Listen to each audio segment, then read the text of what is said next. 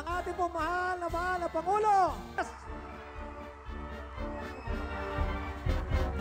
Pagkatapos ako'y nag-oath kanina bilang Presidente ng Pilipinas, sinadya ko yung simpleng reception lang.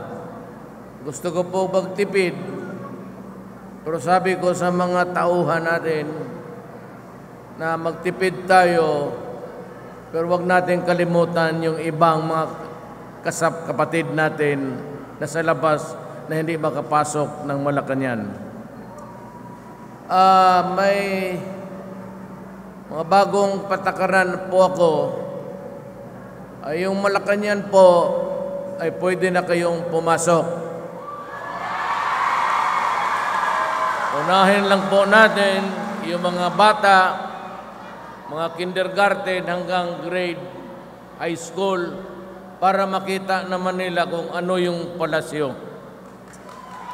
Tapos, unahin po natin yung mga bata at pagkatapos kayo, kung panahon na ninyo at naubos na yung mga estudyante at panahon na ninyo pumunta, magdala na lang ho kayo ng kumot at unan at pwede na kayong matulog doon. Ngayon, kung buong Maynila po mayayago at makapasok po sa Malacañang, pwede ho. Buong Maynila, doon tayo matulog. Kaya lang, magtindig lang kayo, natutulog. At marami ho talaga. Yung ating edukasyon, sisikapin ko na lahat kayo, mga anak ninyo, makapag-aral at yung pera ng gobyerno, una ho kayo sa edukasyon.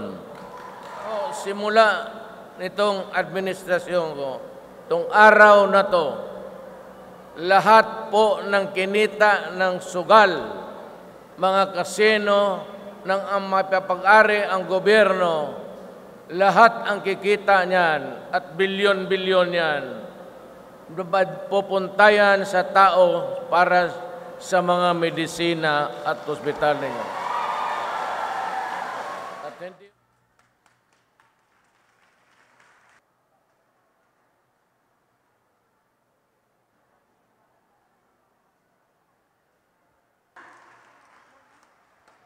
Muli, nais po nating pasalamatan ng ating